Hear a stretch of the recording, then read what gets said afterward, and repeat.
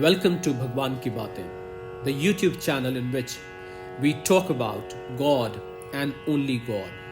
In the ongoing series, Great Saints and Happenings and Episodes from Their Life, we are talking of Sant Kabir. And in the last capsule, we learnt about how Kabir's son Kamal brought a diamond home, which really upset Kabir. Let's see what happens next. Kabir says, he has sold the name of Ram and has brought here this diamond. Therefore my heart is full of grief, and I fell to the ground in a faint. Hearing his father's words, Kamal started from there, and going back to where the merchant was, he returned the diamond. Then he came back to his home and bowed to his mother and father. He told them all that happened. When Kabir heard his story, he was full of joy. Just as a good guru rejoices when his disciple becomes indifferent to earthly things, or as when a mother sees her child free from its illness, she overflows with joy. Or as when Shri Ram was delighted when he heard of the bravery of Love and Kush. So seeing Kamal free from hindrances, Kabir at once embraced him, and Kamal, embracing Kabir's feet, gave himself up to the worship of Shri Ram. It now happened on a certain occasion that a large company of saints who lived at sacred places came to Kabir's house. It was at the first watch of the night that these saints came to Kabir's house. Both father and son came forward and prostrated themselves on the ground. Kamal hastened to bring a woolen blanket for them to sit upon, and he said to the saints, O Swamis, seat yourselves on it. When the saints saw what was being done, the three parties felt joy, just as Indra felt joy when he saw Sanak and the others, or just as after many days of drought, a great number of clouds should pour down rain, making men happy. So Kabir felt joy. Or it was as if one should give to a sick person nectar to drink, or as when a chatak bird drinks nectar from the moon, or as when wick and oil are placed in the lamp, it is seen to give bright light, or as when God-loving bhaktas, full of joy, nod their heads in gladness while listening to a kirtan, or as when the daughter of Janak, Sita Mata, was full of joy when she met Maruti in the forest of Ashokavan. So Kabir felt great joy as he saw these great saints. Going aside, he said to his wife, we must give these saints something to eat. These bhaktas of Vishnu who reside at the sacred places have come to our home. If we permit them to sleep here hungry, our reputation for goodness will be lost. Now there was not the least bit of food in the house, so the distress of the couple was intense. But now, let's see what happens. The wife said, when she heard her husband's remark, she said to Kabir, O Lord of my life, I do not see what is to be done. If we go to our neighbors to borrow, they will give us nothing whatsoever. We could go into bazaar and buy, but we have no money. So take your son with you and go and steal something. Break open the shop of the merchants who seem to have an abundance of materials of food, and bring back the food which you steal, and serve a meal to those saints. Bhakt Kabir assented to this. He took a sword, and Bhakt Kamal took a crowbar, and then they hastened to go. They came into the bazaar and broke open the shop of the merchant. He put son inside the shop, and he himself remained outside. It was now midnight, and the merchant was in heavy sleep. Kabir called to his son from outside. He should hasten in what he had to do. When Kamal looked into the shop, he saw piles of money, garments and ornaments. Seeing them, he felt a sense of disgust. The son brought out the shop, flour, rice, sugar, split peas, melted butter, crystallized sugar, and gave them to Kabir. He also brought out turmeric, asafoetida, cumin seeds, salt and vegetables, and plates of leaves, just sufficient to provide what was needed for the saints. Just as when a thirsty man, though he sees an abundance of water in the Ganges, drinks just enough to quench his thirst, and then comes out of the river. Or as when a hungry man has a dish offered with a great abundance of food on it, still he eats only sufficient for his stomach's need. Or as when sannyasis beg food on their open palm, and will not eat more than a morsel. Or as when the Vaishnava Bhakts, when listening to disregard, falls in the kirtan and accept its good points. Or as when a royal swan sits in the water and separating the milk in it from the water, drinks it. So although Kamal saw with his eyes garments, ornaments, and heap of money, he rejected them all and took with him only the materials needed for cooking. As he hastened to come out of the house, a thought came to his mind. The grocer is fast asleep. I ought to waken him. If one's enemy is fast asleep and one kills him in that state, or if one reviles anyone behind his back, he will fall into the horrors of hell.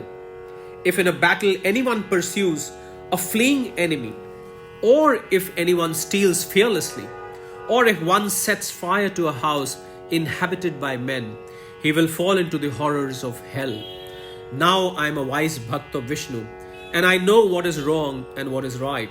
So I will waken the grocer and quickly run away from there. Then taking courage, he moved quickly to the side of the grocer and slapped him on his back, saying, "You ought to be awake. We are two thieves who have broken open your shop. We are going away with the materials for cooking. I am telling you this." The grocer sat up, but Kamal started to run away. As he was passing through the narrow opening, both his feet got caught. When half his body was outside, the merchant seized him.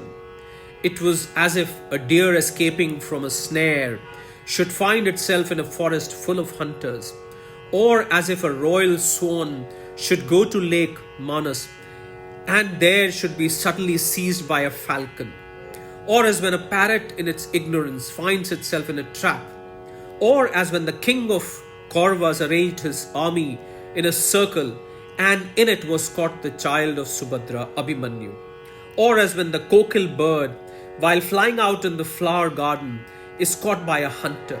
So Kamal, as he hastened to run away, had both his feet seized by the grocer. The child Kamal then called out to his father. He said, as the son of the wind, Maruti, was carrying away Mount Drone for the aid of Ram, while on his way, Bharat wounded him and threw him down. That is just happening to us. The grocer will now come outside and shout in the bazaar. When the people of the town hear him, they will come rushing to see what the matter is. All the men and women will regard us as thieves of the town, so you cut off my head and hurry back to our home. If you hold in your mind any idea of love, that I am yours, it will be to the loss of your reputation for goodness. If people hear the story of your stealing, saints will not come and sit in your house. Just as when the dutiful wives, hearing a statement that there are prostitutes present, get up and go away. Or as when the monk, this is an outcast, comes into a house, those learned in the Shastras and Pandits will not remain present. Or just as when a wise person hears his good guru reviled, he gets up and goes away. So hearing the story of your stealing, saints and sadhus will get up and depart. So, O Bhakt of Vishnu, ocean of peace, complete in all good qualities, now listen to me. Put aside all ideas of love and of my belonging to you, and cut off my head with your own hand. Listening to what his son said, Kabir was pleased in his mind. He took the sword in his hand and cut off his son's head. He then made the bundle of materials for cooking and taking it up, hurried back to his home. There he told his wife what had happened. Kabir put the bundle down on the floor and gave Kamal's head to his wife. Her love for him overwhelmed his mother, and tears flowed down from her eyes. "O my child, you are one of the great good fortune. You have sacrificed your body for the saints. Coming into this worldly existence, you made Sri Ram your own. Thus you You've saved our whole family line." Saying this, Kabir's wife restrained her feelings by the force of her courage. She took the cooking materials and started to cook. She mixed the 9 different kinds of materials into a dainty dish and served the meal to the saints, saying that she served them. "This is a blessed day. I have seen the feet of saints." Kabir gave them straw mattresses to sit on, served these saints. It was now sunrise, and these sadhus at once arose. After their early morning devotions, these Vaishnavas went to their bath.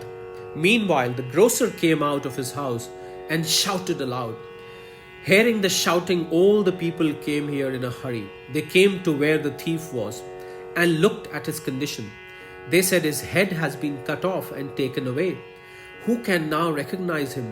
They remarked to the grocer, "Your fate works most curiously.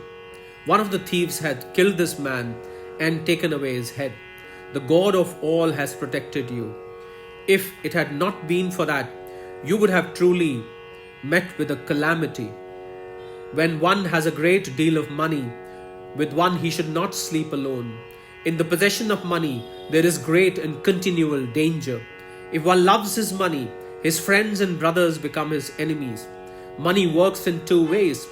It both saves and kills.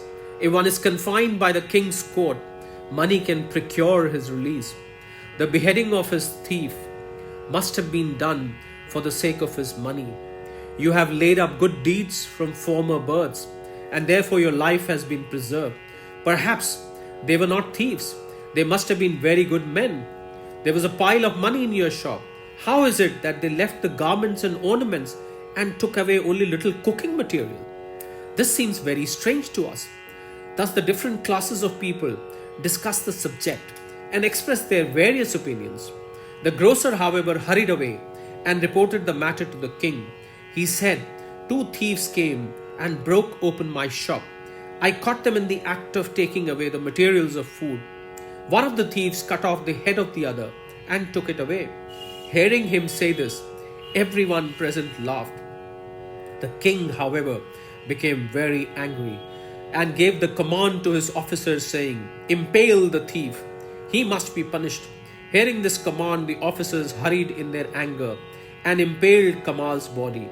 To bestow punishment upon a dead body, to enter into discussion with a person of great mental ability, to pick up a quarrel in a foreign country are all bad actions in wise people. The saints and sadhus had gone to the river bank to have a bath.